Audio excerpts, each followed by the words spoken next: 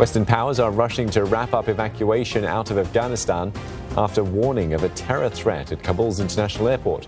The US, Britain and Australia have urged people to leave the area immediately.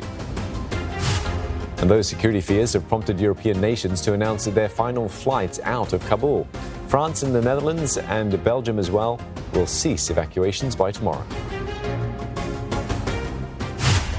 For a closer look, Professor Greg Barton from Deakin University joins us now for more. Professor, European nations have arrowed the regional arm of Islamic State, ISIS-K, on these terror threats. Tell us more about the threat that they pose. ISIS-K, ISIS Khorasan, was formed half a dozen years ago from breakaway elements of the Taliban, including the Pakistani Taliban in Afghanistan. They are in competition to try and recruit more. They've only got a few thousand fighters, but they've been responsible for some horrible suicide bombings, including one you'll recall in a girls' school a few months ago. Whereas the Taliban proper is trying to set up this emirate. They want it to be a long-term, decades-long project. They want their neighbours to respect them. They want neighbours like China in particular to help them with finance. So they've got to be a bit more moderate. It gives an opportunity space for the ISIS-K group to come in and do something which makes them look like the guys who are really on the edge, and hopefully that will, from their point of view, lead to recruiting. So that's the concern. Presumably all of this is being conveyed to us because of intelligence intercepts, signals intercepts, picking up radio or phone communications that has the various international forces. They're really worried. And tell us a bit then about the group's relationship with the Taliban then. Well, the Taliban themselves, Steve, are sort of a federation of largely tribal leaders, really closely embedded in their provinces, working together, but quite different often in their perspective. So what happens in one area might be quite different in another area. The leadership team now in Kabul includes people like Mullah Baradar, flown in from Qatar, in exile for a long time. So they're at risk of being seen as too moderate or too willing to negotiate. And Islamic State Khorasan is a group that splintered away elements of the Taliban beginning about 6 years ago and went hard on really awful suicide bombing attacks to try and make themselves stand out from Taliban proper. Professor, what concerns now should countries in the region have about the security situation in Afghanistan as it stands? It's already volatile as it is. I think we need to understand, Dawn, that the Taliban have had a tremendous military victory from their point of view, but they're not all powerful. Taliban are trying to wrangle this federation of different power brokers.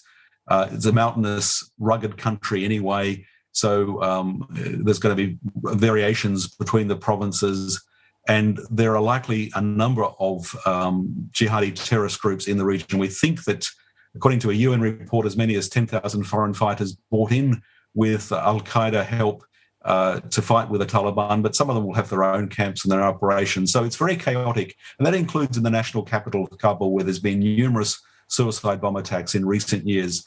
So the short answer is that no one is completely in control and no one has complete certainty. We can be sure that all this military personnel and equipment on the ground means lots of capacity to listen in on signals.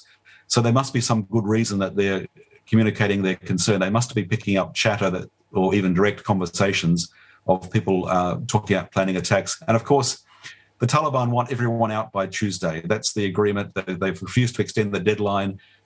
So if something happens after Tuesday, they can shift the blame. They can say it was the ISIS-K guys, it wasn't us, but we did warn you anyway.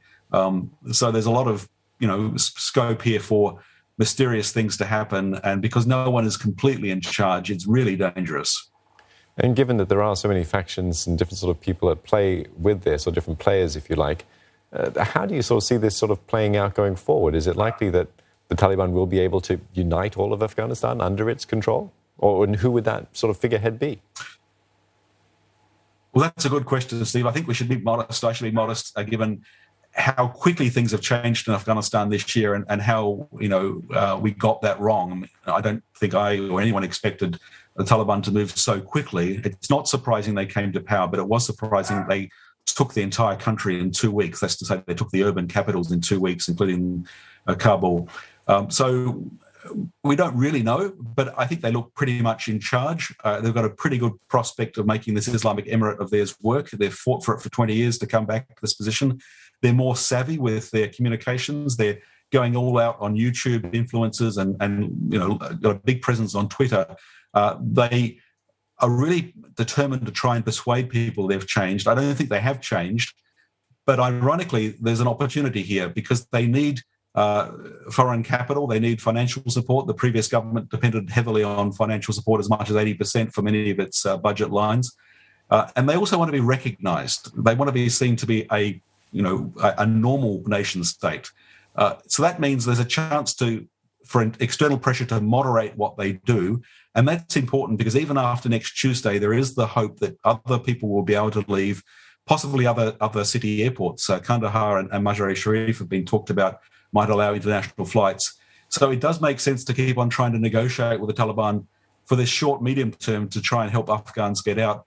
And then in the medium, longer term, there's the hope that they can be dissuaded from being at their most brutal worst of the 1990s, not because they've changed, but because they need to be seen to be behaving better in order to get foreign assistance.